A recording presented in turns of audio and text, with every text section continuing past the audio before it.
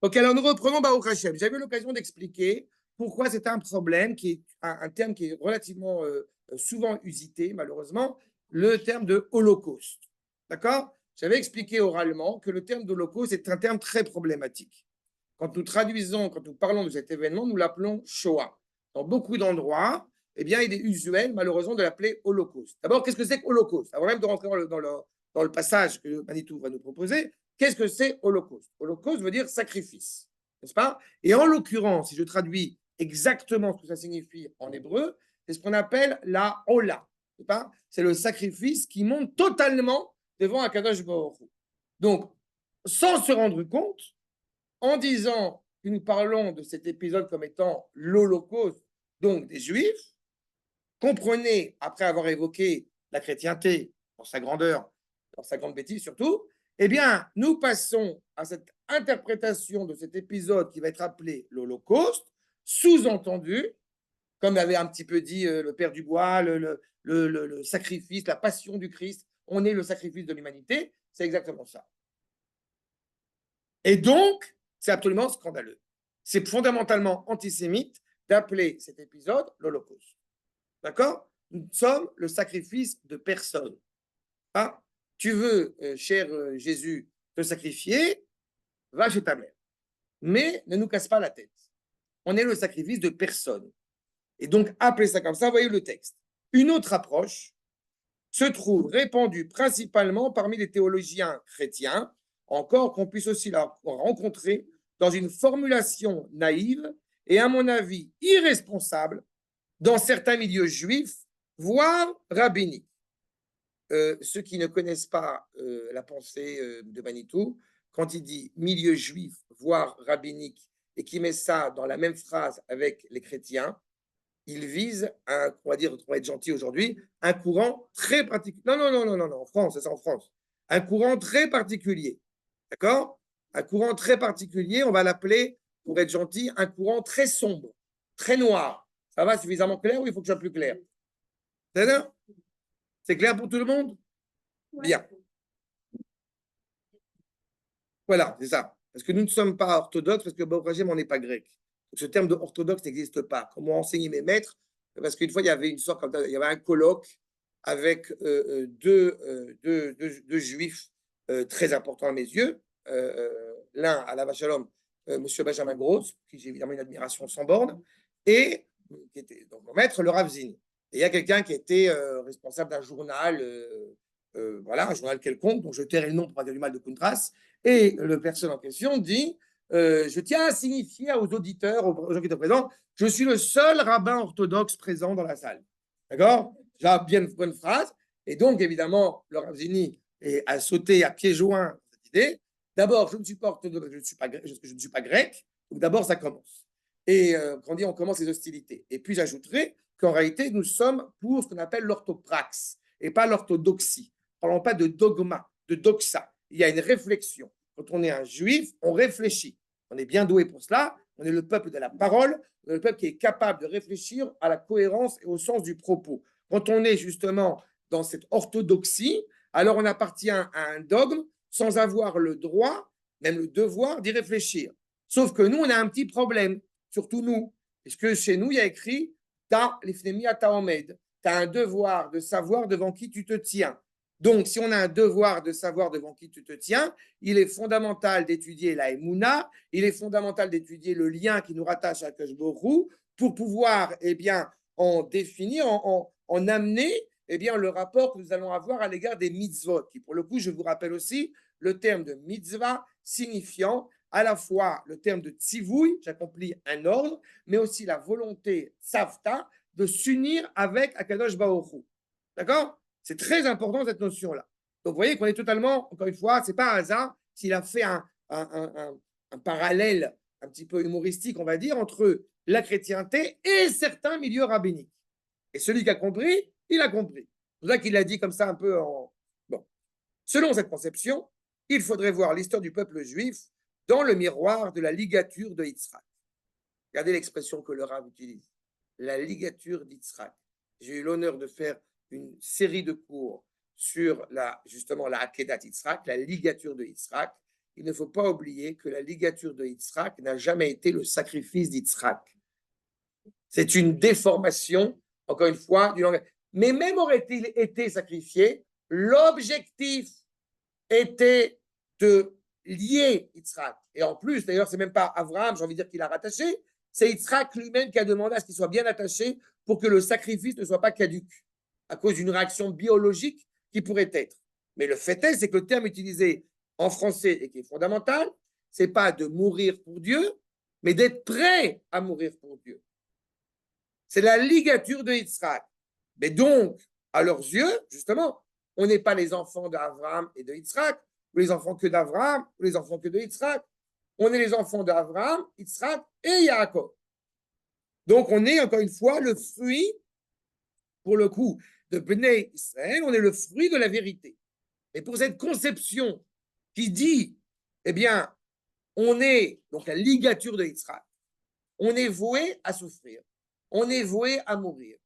La vocation du peuple juif inclurait la vocation à expier les péchés de l'humanité, encore un thème que j'aime tellement, et à œuvrer par la souffrance à la rédemption. Voilà, c'est clair, on avait expliqué la problématique de la chrétienté. Si tu aimes tout ce qui est bon, n'est-ce pas? Je vous rappelle la citation bien connue. Si tu aimes tout ce qui est bon, c'est très mauvais. D'accord? Vous vous rappelez cette citation? C'est très important. C'est une citation importante. C'est la bonne sœur dans le monastère de Meursault qui dit à l'anglais, Macintosh, à la grande vadrouille, vous aimez tout ce qui est bon, c'est très mauvais. Excusez-moi, monsieur, il faudra quand même surveiller ce foie. Vous vous rappelez, c'est quand Devinès et Bourville, ils vont danser après dans l'hôtel. Bref, ça n'a rien à voir avec notre sujet, mais vous comprenez, c'est ça la problématique. Aux yeux du bon crétin, dès que tu kiffes la vie, c'est pas bon. D'accord? Tu as fait Shabbat, tu as mangé un bon couscous, ah, tu as péché. Mais heureusement, il y a la réparation. Arrive Pâques, la carême, et alors on a jeûné, on s'est abstenu, et là tu peux sauver ton âme. D'accord? Et nous, qu'est-ce qu'on dit? Comment je peux sauver mon âme? En mangeant bien. En mangeant de la viande et en buvant du vin, les jours de fête, les jours de Shabbat, à Pourim. Quelle souffrance, Pourim. Ah bon? Rosh Chodesh, exactement l'inverse. Exactement l'inverse. On a fêté la bat mitzvah de ma fille cette semaine, bon, il y a ma mère qui était présente. Vous auriez vu, oh, quelle souffrance. On a à peine mangé un petit bout de pain, on a mangé, on a vraiment. Dès lors, plus terrible est le sort tragique du peuple juif, plus grand est son mérite. Plus tu as souffert, mieux c'est. C'est terrible. Le fait que, grâce, si je puis dire, aux épreuves, on arrive à découvrir une force interne qui est en nous, c'est vrai, je peux l'accepter, mais ce n'est pas ce qu'on appelle les khatrila, ce n'est pas a priori, c'est a posteriori, du point de vue de la créature humaine, en aucune manière on aspire à souffrir. C'est hors de propos. Au contraire, même dans le processus de la teshuva, vous avez une teshuva qui est peira, par crainte, mais il y a une teshuva qui est supérieure à celle-ci. Nous disent, les Chachamim nous enseignent que quand on a fait teshuva parce qu'on a peur d'eux, alors on arrive à abroger par là même toutes les fautes qu'on aurait pu commettre. Mais l'avantage de faire une teshuva par amour pour Akadosh Baruch Hu, c'est que toutes les fautes d'hier deviennent des mitzvot. C'est encore plus important. Donc, la Shoah est ici comprise comme un sacrifice expiatoire.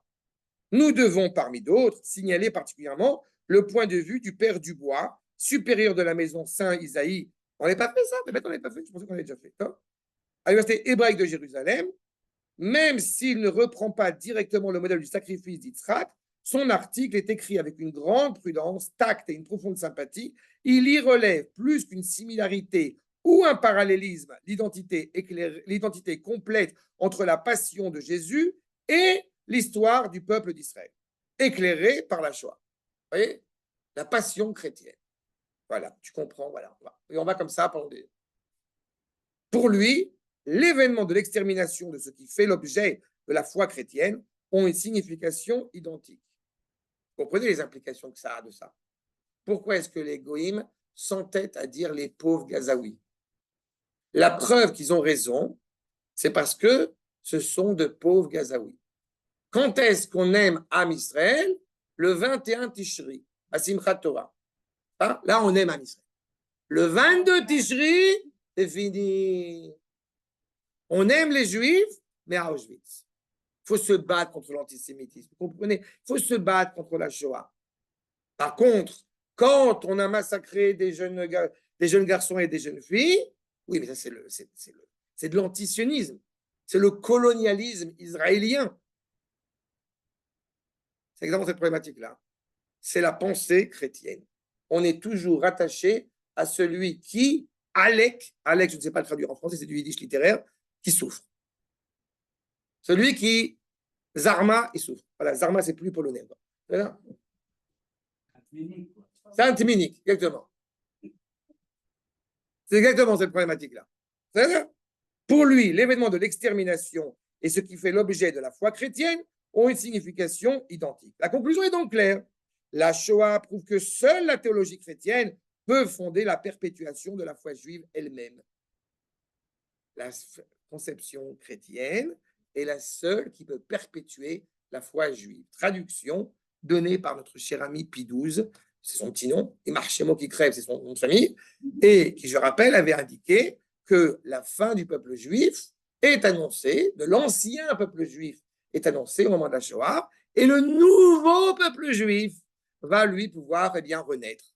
Voilà. Et comme on dit, dans ta mère, on est revenu chez nous après la Shoah, malgré toi, malgré tout. D'accord? C'est exactement la problématique. Ils passent leur temps à véhiculer ce genre de conception. Il est bien entendu que le père Dubois, parlant comme chrétien, est sincère et qu'il est en droit de nier que son objectif soit de contribuer à l'apostasie des Juifs. Il est sincère dans ce qu'il dit. Il faut laisser quelques Juifs quand même. C'est sympathique. C'est comme le pape actuel qui avait pris rendez-vous avec le dirigeant iranien. Et ils ont tous les deux condamné la violence d'Israël vis-à-vis des Gazaouis. C'est vrai que l'Iran est connu pour un pays quand même relativement pacifique, aimant, d'amour et d'eau fraîche, et donc voilà. Et la chrétienté, bien évidemment, pendant 2000 ans d'amour fraîche et chrétien, on connaît. Et à la vérité, je crois en sa sincérité. Mais Manitou, c'est un grand maître, donc c'est un Talmid Chacham. Talmid Chacham, il croit toujours en la sincérité des... Voilà. On ne peut pourtant pas ne pas voir que cette tendance est au cœur de sa position. Là, vous comprenez ce que c'est qu'un Talmid Chacham. Je crois en sa sincérité. Il faut savoir parler dans le sens du poil. On parle à des gens, donc il faut savoir comment aller. Ça, c'est un de mes grands problèmes. C'est que je ne sais pas un truc, moi je rentre. Et il suffira pour s'en convaincre de relire ces quelques phrases tirées de son article, l'intelligibilité transcendante de l'Holocauste. On va très loin. L'intelligibilité transcendante de l'Holocauste. Tu vois à Auschwitz, tu vois quelque chose de grand, d'impressionnant. Ne peut être donné que par une lumière qui vient d'en haut et qui, pour nous, chrétiens, passe par le mystère de le Golgotha. Pourquoi j'aime les Juifs? Parce que j'aime leur souffrance. J'aime leur volonté à rester optimiste, malgré, bien que le monde, de toute façon, est mené inexorablement à l'apocalypse. Ils ont pris sur eux la souffrance du monde. Ça va, c'est clair? Ceux qui sont inquiets, rassurez-vous, je ne suis pas du tout d'accord avec toutes les phrases que je viens de dire il y a 2 secondes. Ou encore, le calvaire du peuple juif, dont l'Holocauste a été le sommet, peut nous aider à comprendre un peu mieux le mystère de la croix. Voilà. Vous comprenez maintenant comment c'est possible. Ils ont raison sur un point, cela dit. Le seul chrétien qui s'est comporté selon le dogme chrétien, c'est un juif. C'est Jésus. C'est le seul. L'amour universel, on se rappelle quand il a fallu parler avec Bin Laden, n'est-ce pas, nos amis américains, ils se disent quoi après les 2 jumelles? Tu m'as frappé sur la joue gauche, je te tends la joue droite. Ils ont fait ça, non? À peu près. Non? Les seuls qui sont capables de fonctionner vraiment, sincèrement comme ça, c'est nous. Vous nous avez massacré des enfants? prenez des terroristes. Je vous en prie. Vous en voulez encore? Vous en avez encore une petite douzaine? Allez, une petite douzaine. On va pas chipoter. C'est nous. Non, je préfère rigoler que pleurer là-dessus, parce que c'est dommage. Mais c'est nous, on est vraiment sincères. Je vous promets qu'il y a des gens sincères. Malheureusement. Mais c'est tout à fait, malheureusement, le concept. Il faut se rappeler quand même, on va rentrer dans Béchalar cette semaine, il faut quand même se rappeler qu'on est quand même le seul peuple au monde à se prendre la tête de savoir, moralement, est-ce qu'on a le droit de se réjouir quand les Égyptiens ils tombent dans la mer. On est les seuls à se prendre la tête là-dessus. À la vérité, je suis triste parce que j'aurais voulu qu'il y en ait beaucoup plus. Mais c'est impressionnant. On est les seuls à s'inquiéter de est-ce que c'est bien, est-ce que c'est juste ou pas. Ben voilà, Kashbourg a répondu déjà. Telle n'est pas bien sûr la position des rabbins expliquant la Shoah comme un sacrifice, bien au contraire. Ils diront que c'est seulement dans l'histoire concrète de notre peuple que se réalise l'expiation des péchés du monde et de nos péchés avec eux, et que c'est l'histoire de la crucifixion de Jésus n'est autre qu'un mythe symbolique symbolisant la souffrance du peuple juif. Là, à quoi il se réfère, bien évidemment, à un texte que je me rends compte avec les années combien il est important que je l'étudie, que je l'enseigne, c'est Ishayahu. Isaïe, chapitre 53. Je l'ai lu une fois bon nombre de fois à des juifs qui ne connaissaient pas ce passage, et je le lis volontairement en français, et ils étaient très troublés parce que c'est vraiment chrétien, si on ne sait pas lire comme il faut, entre les lignes, de quoi parle ce chapitre-là. Et c'est le chapitre que les chrétiens, encore une fois, démontrent pour prouver que, bien évidemment, le Jésus est vrai, ils ont raison et tout ça. Et donc, certains juifs, malheureusement, vont tomber dans ce même panneau. Nous avons pris la souffrance de l'humanité. Je vais préparer un cours là-dessus. Ce sera sur YouTube. Comme ça, allez, une claque de plus pour nos amis crétins. On peut saisir la logique de ces vues dans le contexte de la foi monothéiste de la manière suivante. Le Dieu unique régit le monde selon les deux principes du bien et du mal à la fois. C'est pourquoi il est nécessaire de créer un contrepoids au mal par le moyen de la vertu d'expiation. Quand vous avez trop de bien, alors c'est pas bon. Il faut un peu équilibrer. Quand vous avez un danger qui est trop de mal, alors il faut rééquilibrer. Donc, on va en tuer 6 millions pour un rééquilibrage. C'est de cette façon seulement que sont possibles l'équilibre et l'existence du monde. Là, je ne sais pas comment vous dire. Si ce n'est pas clair, dites-le moi. Mais c'est ce qu'il y a de plus abject qui puisse exister. Tu comprends, Yarden Bibas, c'est pour l'équilibre du monde. Donc, c'est pas grave. Tu es content. C'est juste ta femme et tes enfants. Comme on dit chez nous, Hachem Yirachem. Que ces juifs et ces juives qui sont revenus, qu'ils arrivent à mener une vie, de remener ou retrouver une vie cohérente.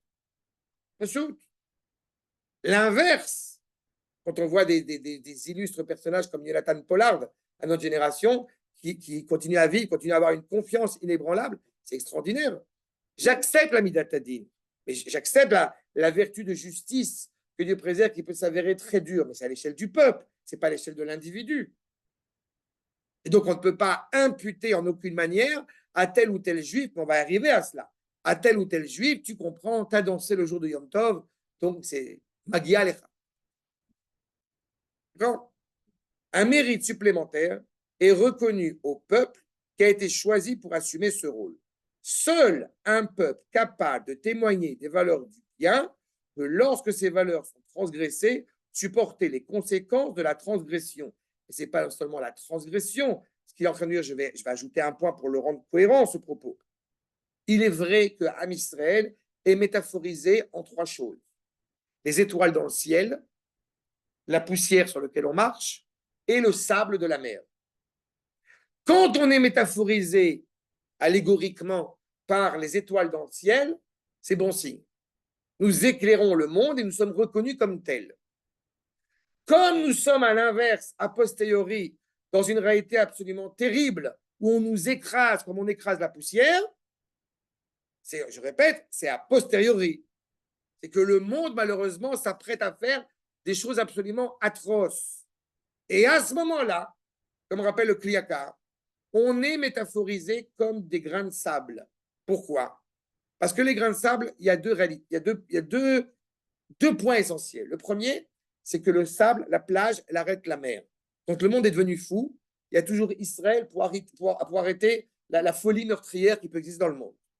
Et la deuxième chose qui est d'autant plus rassurante pour nous aussi, c'est que vous ne pouvez pas compter effectivement les grains de sable, mais vous pouvez les faire les prendre une boulette, un bloc, grâce à l'eau. On se rappelle que dans le Midrash, Altikramaïm et la Torah. La Torah, c'est l'eau qui nous abreuve constamment et qui peut donner sens à cette histoire, même dans l'horreur, même dans les catastrophes. Vous avez cité, il me semble, notamment les chassidim de Rabbi Nachman de Breslev, la Shalom, qui étaient rentrés dans les fours en chantant. Alors, ce n'est pas du tout ridicule de rentrer dans les fours de chantant. Pour ma part, je trouve ça admirable. D'être constamment, encore une fois, rattaché à Akash Baruch Hu, quoi qu'il en coûte. Il y a une force là-dedans. Pas de juifs aujourd'hui qui disent on ne va pas à l'armée, qui sont pour beaucoup malheureusement des idiots, c'est un autre sujet. Mais cette idée d'être prêt à rentrer dans les fours en chantant montre une confiance indéfectible à ce moment, qui est le moment, la fournaise la plus terrible, qu'on a vu chez Abraham, de continuer ce processus. Vous n'aurez pas mon âme. Nous, on est assurés. Vous avez des juifs dans le ghetto de Varsovie qui ont fait, qui n'étaient pas au moment de la révolte, qui de toute façon n'aurait pas été une révolte victorieuse, comme vous le savez. L'objectif n'était pas de combattre l'Empire allemand à ce moment-là, mais qui ont dit, vous allez vous battre, nous on finit, on est en train d'étudier la Gemara, on avance dans le Daf Yomi de la Gemara.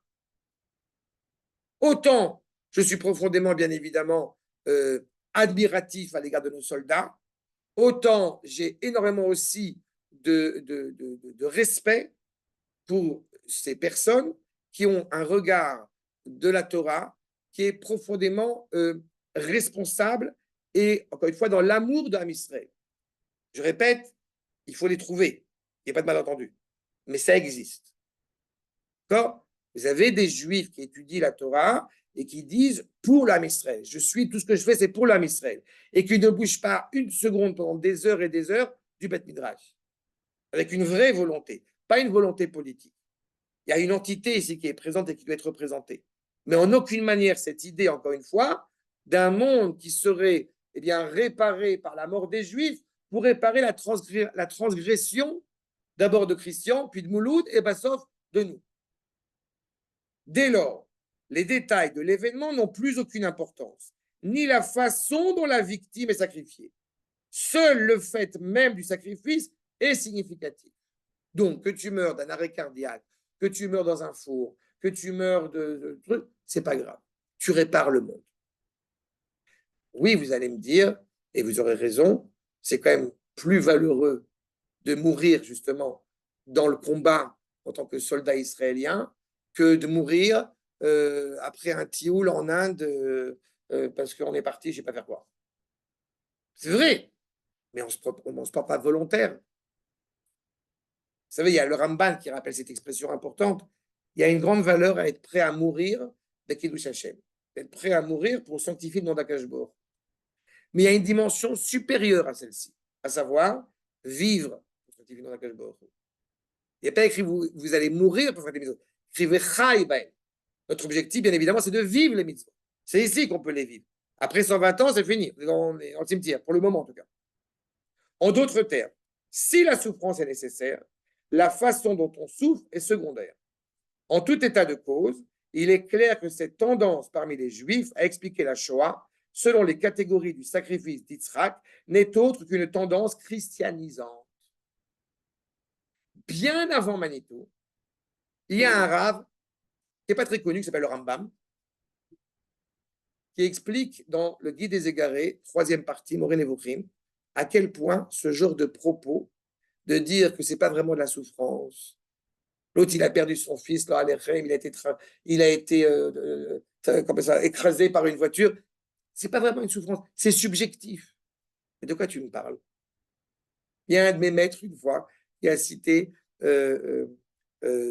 Leibniz, un mathématicien, non, pas Leibniz, Leibniz, et qui a des mathématiciens qui prenaient l'idée que la souffrance n'existait pas. Et le Rav Aviner a dit, j'aimerais bien lui tordre l'oreille et qu'il dise, tu ne sens rien, n'est-ce pas, puisqu'il n'y a pas de souffrance, donc ça va. À mon avis, il faut arrêter d'être ridicule. D'accord? Et surtout, c'est christianisant. On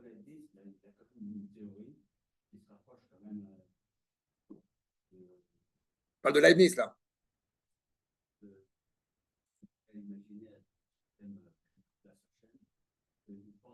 Nous allons mourir, nous allons imploser, que les monades de notre corps vont se disperser, et par affinité, elles vont se retrouver.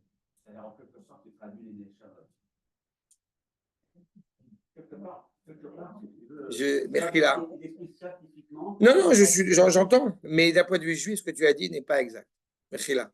La Neshama n'a en aucune manière est quelque chose de parcelé ou de matériel. En aucune manière. Quelle que soit la conception qu'on se fait. La résurrection des morts, il y a trois cours sur la résurrection des morts. Brave, tu as un truc plus bleu? Non, non. La Neshama est une Neshama. Le Ramchal démontre cela dans Derech Hashem et dans d'autres Tudunot, ça n'est pas vrai. La Neshama, elle n'est pas à ce niveau-là. Ce qui est vrai, par contre, c'est quand on s'interroge sur savoir dans quel corps, à la fin des temps, la Neshama va revenir, et elle va revenir dans le corps qui a été le plus valeureux, le plus glorieux à travers toutes les générations. Celui qui a fait le plus de mitzvot, c'est dans ce corps-là que cette Neshama va revenir. Et la Neshama est une dimension. Chelek Eloham Imeal. La Neshama, comme j'aime à le dire, ce n'est pas juste un bridou, ce n'est pas une partie d'Akadosh Baruch Hu, à défaut de ce que parfois certains disent, mais la Neshama est une partie de la volonté, de la révélation, une partie de la révélation, de la volonté d'Akadosh Baruch Hu que nous portons en nous. Et ce n'est pas une réalité qui est multiple, bien au contraire. La Neshama, elle a effectivement 5 dimensions, puisque c'est Nefesh, Ruach, Yechida, la vague qui était chez Moshe, mais c'est en aucune manière, ce sont des parcelles qui vont s'éparpiller et revenir. Au contraire, la Neshama, tu pourras voir dans date ou note sur la résurrection des morts ou sur mon cours là-bas que j'ai donné. La Neshama, elle passe par la douche, aussi le Ramban dans Mamara Geoula.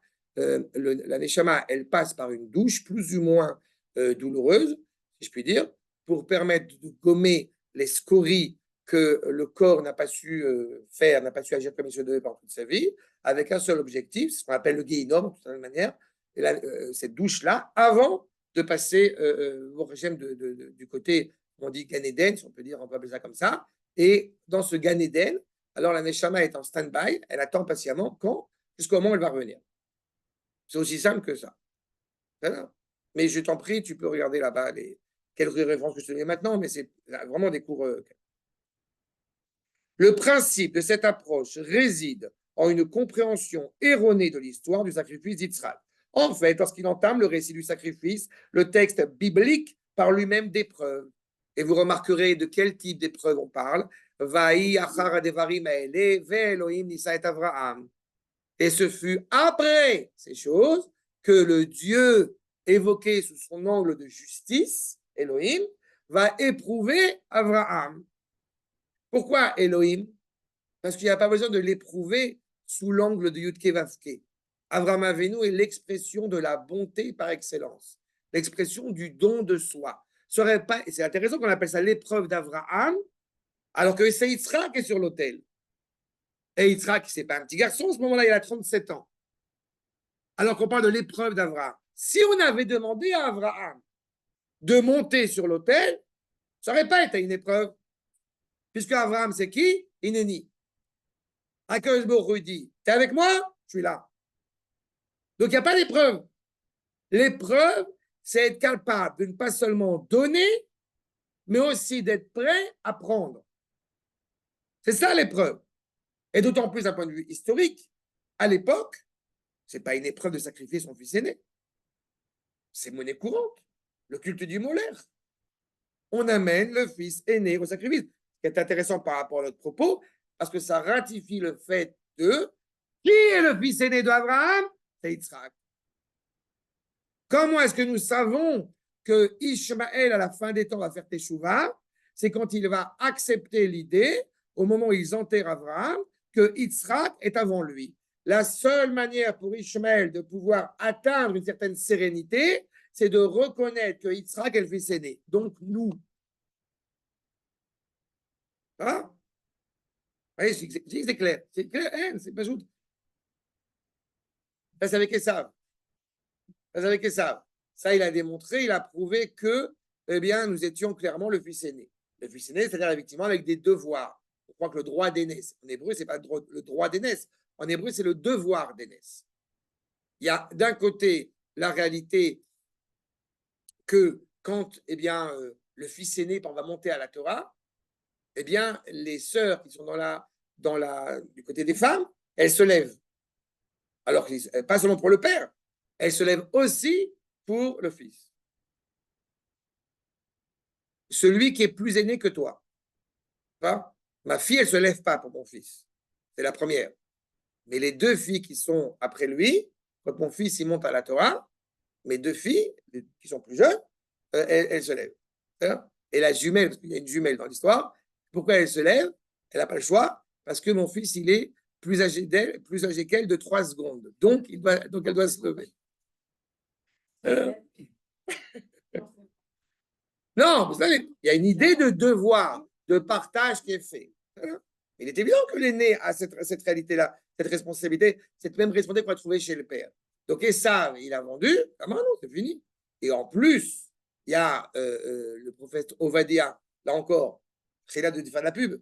Je fais des cours sur le Tanakh, il y a toute une série de cours sur le prophète Ovadia, qui était d'origine édomite, donc il parle justement de ce qui va advenir de la France, de l'Espagne et de l'Allemagne. C'est à la fin c'est un chapitre, on va dire. Et donc, on parle de la chrétienté par rapport à cela là-bas.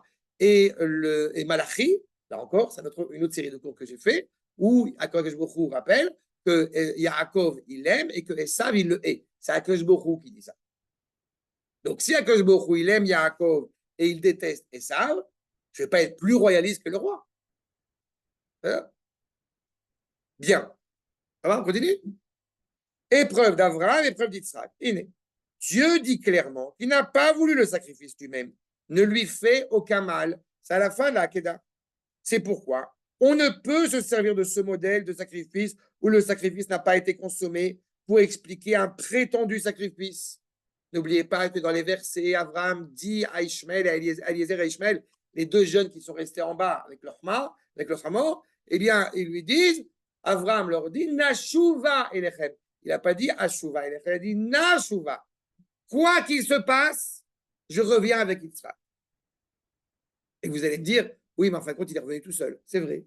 Parce que Yitzhak, qu'est-ce qu'il a fait après la ligature? Il est parti à la yeshiva pendant 10 ans.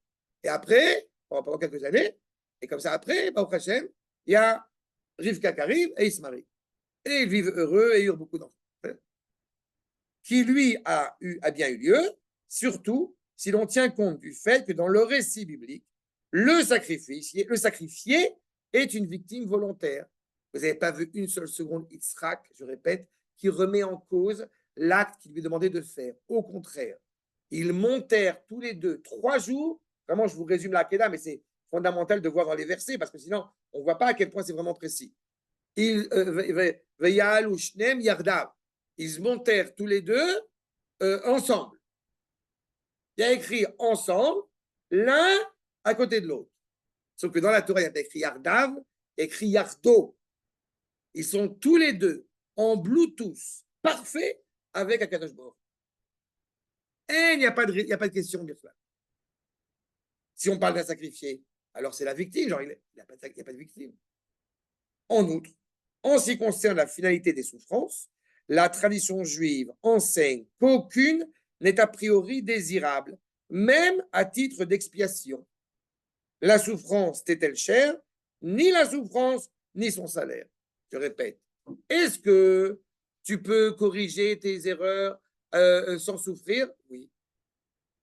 Si on n'arrive pas à un moment donné, alors ça se passe aussi par les souffrances, mais pas dès le départ.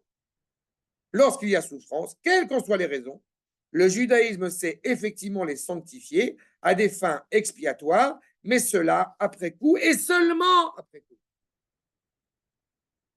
Le sens de la souffrance dans la chrétienté est sublimé et transcendé.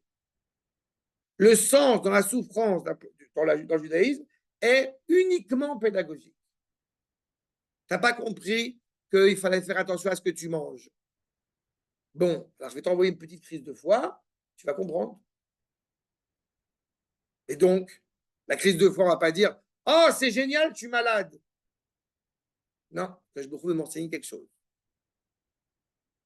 Voilà qui explique pourquoi, dans d'innombrables cas, faisant preuve d'une suprême vaillance, bien des Juifs, leurs dirigeants et leurs rabbins, se sanctifièrent de cette façon, mais seulement après coup. Vous n'avez jamais vu un Juif, à travers l'histoire, monter sur le bûcher. Je t'en prie, fais-moi monter sur le bûcher. Ça n'existe pas. Il n'y a que Don Salus dans la folie des grandeurs qui n'existe pas. L'idée est blasphématoire. Pas plus clair que ça. C'est Chiloul Hashem. Selon laquelle Israël serait un peuple créé initialement et essentiellement pour expier les crimes du monde.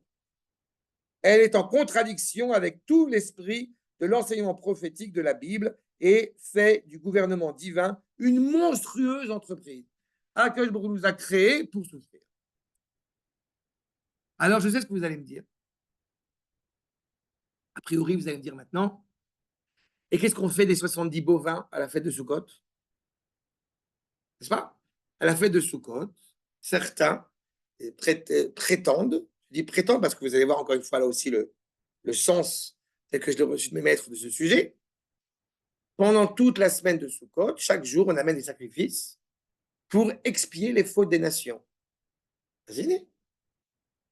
Alors, d'accord, ce n'est pas nous que nous nous sacrifions, c'est la bête. Mais la bête, quelque part, c'est nous qui l'amenons. Et c'est par rapport à nous. Réponse. C'est une faveur que nous faisons aux Goïm. De leur permettre, au moment de la fin des temps, puisque Sukkot, vous remarquerez que c'est le moment-là où on parle de la guerre de Gog ou Magog, où on parle du Léviathan, on parle d'un certain nombre de choses, eh bien, au moment de cette réalité, j'ai envie de dire, eschatologique, c'est comme ça qu'on dit, genre de futur, genre, genre messianique, quoi, plus que c'est qu'on leur fait une faveur de pouvoir expier leurs fautes, mais avec un seul objectif, d'arriver au 8e jour, c'est-à-dire Simchat Torah, où là, on est en intimité avec Akadosh Baruch Hu. Comme dit le Midrash, toute la semaine, on est en habits royaux, on est truc, là, check là, et on arrive le 8e jour, Akadosh Baruch Hu nous dit quoi? Vas-y, mets-toi en madébête, on est en survêtement, on se fait une pizza, on se fait une petite séouda entre nous. Ça, c'est Akadosh Baruch Hu. Assez li séouda ktana. On est en claquettes chaussettes. Ça, c'est Simchat Torah. Mais toute la semaine, on leur fait une faveur. Donc, a priori, on aurait pu dire, ben voilà, tu vois, non. Va dire le Rav Harla, c'est comme jeter un os à un chien. On leur fait une faveur. Enfin, évidemment, je ne fais pas d'amalgame entre des nations immorales et un chien. J'ai beaucoup trop de respect pour le chien, bien évidemment. Donc, c'est fondamental. Mais c'est l'idée. Donc, c'est totalement blasphématoire de croire que nous serions amenés à mourir pour sauver l'humanité. C'est malheureusement notre nature profonde. On a une tendance comme ça, un peu masochiste. Enfin, lorsque de tels événements ont lieu, l'on doit distinguer entre le sort de l'individu et le phénomène massif touchant la collectivité. En ce qui concerne le sort de l'individu, la Shoah ne pose pas, apparemment, de questions entièrement nouvelles. Depuis le commencement, les justes et les innocents souffrent. C'est une réalité. Le monde n'est pas encore réparé et on s'interroge sur Tzadik Veralo. Question, encore une fois, bien connue. L'on doit néanmoins noter que les théologiens, s'appuyant sur la seule philosophie pour tenter de résoudre l'énigme de la souffrance du juste, n'y ont pas trouvé de réponse claire. Une des réponses, je suis en train de peaufiner un petit article que je vais sortir il n'y a pas longtemps, une des réponses qui nous est apportée par nos maîtres, c'est de dire qu'en réalité, il y a une sorte d'épreuve, d'expérience, pour voir si tu fais le bien pour le bien ou parce que tu y as un intérêt. Il y a un danger comme ça. On voit le livre de Job. Même si le livre de Job, c'est une théorie selon nos maîtres, le Rambam notamment, mais pas que. Le fait est, c'est que l'histoire de Job, malheureusement, dans le peuple juif, elle a eu lieu. Vous savez, vous vous rappelez, il a perdu tous ses biens, il a perdu ses enfants. Et en réalité, la personnalité de Job, elle pourrait développer, mais la personnalité de Job, d'abord et avant tout, c'est d'apporter un sacrifice quotidiennement auprès d'Akadosh Baruch Hu. On ne sait jamais peut-être ils ont fait une faute. Donc, en fait, tu n'es pas en train de servir à Akadosh Baruch Hu, tu es en train de servir tes propres intérêts. Fais Shabbat, comme ça, ta maison ne va pas brûler. Bah, donc, tu ne fais pas Shabbat. Pour certains, ça peut être utile, apparemment, pour les électrochocs. Mais on ne peut pas imaginer le bonheur de faire Shabbat de peur que ma maison, elle brûle. Mange cachère, tu vas voir, ton couple, ça va aller beaucoup mieux. Quelles absurdités, c'est pas possible. Quelles absurdités. Mets les tefilines tous les matins, la femme que tu bats matin et soir, tu vas voir, ça va aller beaucoup mieux. Elle va aller apprendre le karaté. Archab, c'est fondamentalement, encore une fois, quelque chose qui est contradictoire avec la tradition juive. Pour partie de choix rationalistes, ils en arrivent toujours à de conclusions mystiques, à savoir fondées sur le mystère. Et on ne sait pas, c'est caché, c'est secret. Les voies du Seigneur sont impénétrables. Il suffit, en ces matières, d'étudier ce que dit Maïmonide sur le livre de Job. C'est le fonctionnement du monde qui provoque des souffrances que nous ne comprenons pas, et toutes les explications, y compris la nécessité d'une expiation, sont d'emblée rejetées. Et dans le livre de Job, elles le sont par Dieu lui-même. Explication rapide. Je vous rappelle que le livre de Job, selon le Midrash, il a eu lieu, l'épisode de Job. Certains disent qu'il a eu lieu à l'époque d'Abraham, d'autres à l'époque de Moshe, d'autres à l'époque des gens qui sont montés de Babylone, d'autres à l'époque qui sont montés de David. Et pourquoi c'est intéressant? Et c'est ce qui ratifie le Rambam à dire que cette histoire, c'est une allégorie, elle n'a jamais eu lieu. Parce que si le Midrash dit que ça a eu lieu à plusieurs époques, donc en réalité, on ne doit pas en apprendre de cela une réalité historique. Mais une réalité fondamentale, et les épisodes énumérés ne sont pas vains, ne sont pas innocents. À chaque fois qu'il y a une mutation dans l'histoire, qu'est-ce qu'on fait? On avance ou on reste en arrière? Si tu restes en arrière, tu meurs. Les gens s'interrogent, mais pourquoi on ne peut pas désormais être juif, heureux comme un juif en France, comme on l'a été il y a 100 ans, il y a 150 ans, soi-disant, et je ne sais pas d'autre? Parce que c'est fini. Vouloir se calquer sur l'histoire en disant non, non, on veut rester. Mais vous vivez dans l'absurdité. L'histoire du peuple juif, comme je l'ai déjà évoqué, se passe désormais en Israël. Qu'on le veuille ou qu'on ne le veuille pas. La destinée du peuple juif ne peut plus se faire ailleurs. Quand on est à l'époque de Yosef, on est en Égypte. Quand on est à l'époque de Yehuda, on est en Israël. Si à l'époque de Yosef, vous voulez être Yehuda, ça ne va pas. Mais si à l'époque de Yehuda, on veut être comme Yosef, ça ne marche pas non plus. L'histoire avance. On a dit tout à l'heure, la Shon Bracha, Veaya, pour que le monde aille bien, il faut qu'il avance. Nous ne sommes pas des penseurs grecs qui vont dire « Oh, jadis, c'était mieux. C'était mieux avant. » Si ça avait été mieux avant, le Mashiach, il serait arrivé avant. Comme le Mashiach, il n'est pas arrivé avant, donc c'était pas mieux avant. C'est aussi simple que ça. Et on avait, à l'inverse, une génération, à notre génération, qui est, pour le coup, extraordinaire. Compliquée, complexe, énervante, on n'en peut plus. Très bien, extraordinaire. Pourquoi? Parce que c'est la génération que Akash Baruch Hu a décidé qu'elle va revenir en Eretz Israël. Pourquoi la génération qui a reçu la Torah, elle est exceptionnelle? D'Ordéa. Mais il y a à peine 3 mois, ils faisaient d'idolâtrie. Bah oui. Ben, 3 mois après, Akash Baruch Hu, il a dit, c'est à eux que je parle. Donc, c'est une génération exceptionnelle. Encore une fois, quand je serai plus grand qu'Akadosh Baruch Hu, je commencerai à titiller. Pour l'instant, j'ai encore de la marge. C'est ce qu'il est en train de nous dire. On ne peut pas justifier l'expiation de Job par une faute quelconque. La preuve, c'est que Ish Tzadik Aya, c'était un homme apparemment juste. Il n'a pas cherché la guerre. Au contraire. Bon, cela dit, ceux qui ne l'ont pas entendu, c'est une erreur qu'il faut avoir en tête. Il y a eu 3 conseillers du pharaon, et c'est-à-dire Yitro, Bilam et Job, et Yov. Et quand le pharaon demande qu'est-ce que je fais des Juifs, Bilam il dit assassine-les. Bon, Bilam c'est un pourri, on connaît le personnage. Yitro, beau-père, le futur beau-père de Moshe, libère-les. Et Job, qu'est-ce qu'il dit? Non, moi je suis pacifiste. Je ne me prononce pas. Bon, bah, quand on est pacifiste, quand des Juifs sont à Auschwitz, c'est pas une grandeur d'esprit. Voilà, donc c'est la résultante. La tradition juive a envisagé le problème du destin de l'individu d'un point de vue radicalement différent dans la théorie des métampsychoses. Sacha, ça, c'est pour toi. Ça répond à ta question. Tu vois? On est en plein là-dedans. Non, non, sur le rapport à la Neshama, ça. Complètement différent de la théorie des métampsychoses. Ce qu'on appelle la palingénèse. Vous savez que métampsychose, vous allez titiller au niveau du mot. Alors, plus simple, palingénèse. Là, vous sentez, maintenant, c'est plus facile. La métampsychose, c'est le rapport de la régénération de l'âme dans des animaux, des plantes, des autres humains, de passage, à pas confondre avec la métamestose, qui est le passage de corps en corps.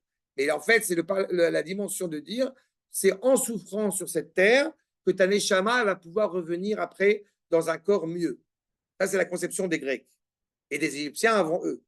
Nous, comme je l'ai indiqué tout à l'heure, nous prenons l'idée que quand la neshama, eh bien, elle n'a pas accompli tout ce qu'elle avait à accomplir, elle passe par la douche. Mais si on avait un être d'une telle élévation, eh bien, et à l'inverse, une pourriture comme Korach, que nous raconte le Midrash, tous les mois, c'est l'entrecôte. Il est brûlé de nouveau et il dit, je reconnais, Moshe Emet, sa Torah est vraie. Alors que Korach, il était très embêtant. Et bien, de la même manière que quand vous prenez par exemple comme Moshe Rabbeinu, c'est Akash-Baruch qui est venu le chercher lui-même. Donc, il n'y a pas de changement, de souffrance dans cette terre pour justifier la prouesse de la Neshama. Non. Nous avons une idée de vouloir faire le bien pour amener ce monde à ce qu'il doit être, qu'on appelle l'Olam Haba. Mais l'Olam Haba, ce n'est pas une réalité mystique qui est encore une fois métaphysique. L'Olam Haba, c'est où? C'est en Eretz Israël. Tout le monde connaît la thèse quand on va à Hebron sur le caveau des patriarches, où il y a une arrivée d'air, et on dit c'est là l'entrée du Gan Eden. Donc, si c'est l'entrée du Gan Eden à Hebron, on comprend que c'est où le Gan Eden? C'est en Eretz Israël. Seulement, il faut les bonnes lunettes. Il faut rentrer dans la 4e dimension. C'est ça. C'est l'idée. Donc, la théorie des métampsychoses, bien évidemment, telle qu'elle est évoquée chez les Goïms, ce n'est pas la nôtre. Appartenant à la réflexion kabbalistique, mais cette question dépasse le cadre de notre propos ici, bien évidemment. Il ne faut pas oublier que quand vous avez un grec qui étudie la Kabbalah, il devient chrétien. D'accord? C'est aussi simple que ça. Et qu'est-ce qu'on lui répond? Tel Astérix, va te faire voir chez les Grecs. Mais c'est le problème. La problématique, c'est que justement, on prend toutes les thèses qui sont, encore une fois, qui relèvent de l'hébreu et du sens, on va dire, ésotérique, du sens intérieur de l'hébreu, et qu'on l'a transformé en quelque chose de pshat. Le Fils de Dieu, c'est qui? C'est le peuple juif. C'est pas Jésus. Notre problème reste entier dans la perspective du destin collectif à l'époque de la Shoah. Top, nous poursuivons. On peut encore continuer là, non? Vous êtes fatigué? On continue là, non? En raison de nos péchés. Voilà. Allez, on rentre dans ce que j'aime bien. Contrairement au dernier point de vue, selon laquelle la destruction fut un sacrifice, certains voient dans la Shoah, d'une manière grossièrement schématique, un châtiment de nos péchés. Tu as parlé à la synagogue. 6 millions de aujourd'hui. Arrêtez de parler aussi. Je forcerai délibérément le trait pour mieux faire apparaître le caractère ridicule de cette approche. Les Juifs ont abandonné l'observance du Shulchan Aruch et ils n'ont pas mis les tefilines et ils n'ont pas mangé caché. C'est pourquoi ils ont été envoyés au champ à gaz. Je ne sais pas comment plus clair que ça, je ne peux pas. En réalité, est-ce que c'est faux? Eh bien, c'est faux comment c'est formulé. Parce qu'en réalité, ce n'est pas le fait d'avoir arrêté de mettre les tefilines qui fait que. Mais c'est le fait d'être arrivé à cette situation où ils ne mettent plus les tefilines qui a fait que. Voilà, c'est ça. Mais je suis précis dans ce que je dis. Que Dieu préserve, parce que d'abord, vous savez très bien qu'il y a des Juifs qui ont mis les tefilines qui font aussi partie, parce qu'en fait, ça relève de la collectivité du peuple juif. Et en aucune manière, c'est à cause de vous, c'est à cause de. Non, on n'est pas dans ce cadre-là. Mais il est certain que ce qui malheureusement a amené les Juifs à se déjudaïser, eh bien, a créé une demande, une exigence de rappel à l'ordre. J'avais cité une fois ce journaliste Paul Amar qui dit « J'ai été rattaché à ma condition de juif à cause de l'antisémitisme ». Il y a un peu cette dimension-là. Mais seulement, si on parle d'une faute quelconque, alors il faut savoir quelle faute. Parce que de dire simplement, ils n'ont pas mis les filles, on va manger cachère, donc ils sont partis à Auschwitz, si on reprend cette notion, encore une fois, de châtiment, de réparation, alors il y a une punition pédagogique. Mon objectif, c'est que tu manges cachère. Donc, je vais t'engager à rentrer dans une structure où tu n'auras pas d'autre choix pour mieux comprendre ce qu'il faut de manger cachère. Jusqu'à preuve du contraire, la cacheroute de Auschwitz, elle n'était pas super pointilleuse. Ça ne sert à rien. Tu ne mets pas les tefilines, je vais t'apprendre le sens de la tefila, la valeur des tefilines. Mais à Theresienstadt, à Treblinka, on n'a pas parlé des tefilines de Rabbeinu Tam et de Rashi. Donc ça ne tient pas la route. La faiblesse de cette approche tient à la disproportion criante entre le péché, c'est volontaire qu'il utilise ce terme-là, mis en avant, et l'énormité du châtiment. S'il doit être question d'une trahison de la vocation juive, il faut alors poser le problème sur un tout autre plan et commencer par une claire définition de la vocation juive dans l'exil.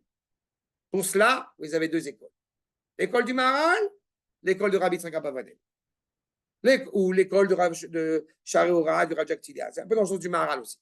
C'est-à-dire, l'école de Rabbi Yitzhak Abavanel va dire, comme il y a eu la vente de Yosef, donc on est descendu en Égypte. Le Maharal n'est pas d'accord avec ça. On est descendu en Égypte pour pouvoir apprendre à se constituer en tant que nation, ramener les étincelles qui sont éparpillées et revenir chez nous. Dans le premier cas, l'exil serait une punition. Dans le deuxième cas, c'est en fait un tremplin pour nous construire. Quand nous pensons à l'exil après le premier, puis après le deuxième Beth Amikdash, eh bien, cet exil a été nécessaire pour éviter l'implosion. Comme le peuple juif était arrivé à un niveau, malheureusement, à une difficulté certaine, puisque nous avions trois pôles essentiels à se préoccuper, à savoir la Torah, l'humanité et le nationalisme d'Eretz Israël. Donc, pour qu'ils puissent se reconstituer, on va leur enlever la tâche d'Eretz Israël. Ils vont partir en exil, ils vont se reconstituer au niveau de cette spiritualité et au niveau du lien à l'humanité. Et a priori, 70 ans après, ou près de 2000 ans après, qu'est-ce qu'on fait? On revient. Sauf que malheureusement, certains ont commencé à dire non, le judaïsme, c'est l'humanisme, c'est la religion. Il n'a pas besoin d'Eretz Israël pour pouvoir être un juif cohérent à part entière. Ben, je ne sais pas ce qu'ils ont appris, mais ils ont un problème. Parce que la majorité des mitzvot ne peut pas être pratiquée en dehors d'Eretz Israël, concrètement. Que près de 200 mitzvot ne peut pas être pratiqué sans qu'il y ait le Beth Amikdash. Donc c'est un problème. Mais cette problématique-là, elle doit être, encore une fois, elle doit être réfléchie. L'exil n'est pas une éternité, n'est pas quelque chose dont on doit, encore une fois, totalement s'amouracher. Il suffira de rappeler aux tenants d'une pareille dialectique, selon laquelle la Shoah est venue sanctionner notre non-observance de la Torah, qu'un seul de tous les commandements de la Torah ne fut pas observé par la collectivité d'Israël dans son ensemble, partout où les Juifs se trouvaient, qu'ils fussent religieux ou non, le commandement d'habiter Eretz Israël. Vous comprenez combien de fois ça aussi, ça fait partie des phrases. C'est pour ça que je vous soumets ces phrases-là. Vous comprenez encore une fois la cohérence du propos. Si tu veux monter en Israël, c'est bien. Mais la question, c'est de savoir est-ce que tu vas t'élever spirituellement en montant en Eretz Israël? Question sympathique, d'accord? Bien fait. Totalement idiote. Pourquoi totalement idiote? Parce qu'en montant en Eretz Israël, tu t'élèves déjà spirituellement parlant. Aussi simple que ça. Oui, mais j'ai vu des Juifs qui sont montés en Israël, ils étaient religieux, ils sont plus religieux. Eh bien, c'est qu'ils n'étaient pas vraiment religieux. Parce que quand on arrive en Eretz Israël, eh bien, on commence à réfléchir de nouveau sur le sens optimal de notre identité hébraïque en Eretz Israël. Là, on va la faire. D'être un bonsaï à Paris, c'est sympathique.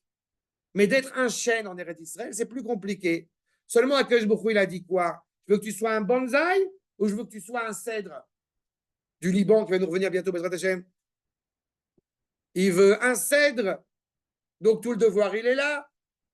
C'est beau d'être un juif de cour, d'être un juif virtuel. Ah, Hebron dans la paracha. Ouais, c'est là-bas. Mais nous, on est Nes Gadol à Yapo.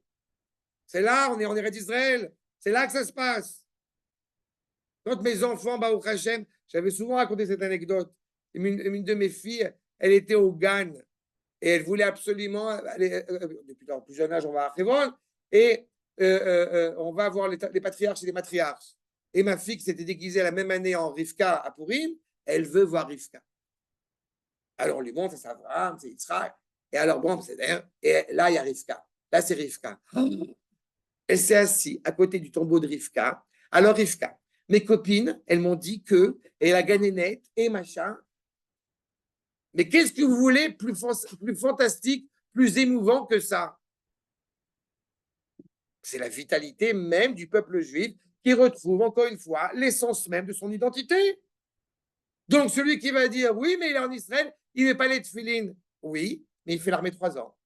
Oui, mais il donne de la tzedaka. Oui, mais il habite en Eretz Israël. Il a construit, c'est un peintre en bâtiment, il a fait des peintures en Eretz Israël. Il a fait une mitzvah de Horaïta qui s'appelle Binyan Veishuv Eretz Israël. Tu es qui, toi, pour ouvrir la bouche? Ah non, mais vraiment, ils sont fous, ils sont pas religieux, et c'est un truc. Viens être acteur. Tu as fait l'armée, tu payes des impôts, tu es présent, tu es ici, alors tais-toi. Tu es un touriste. C'est exactement cette problématique-là.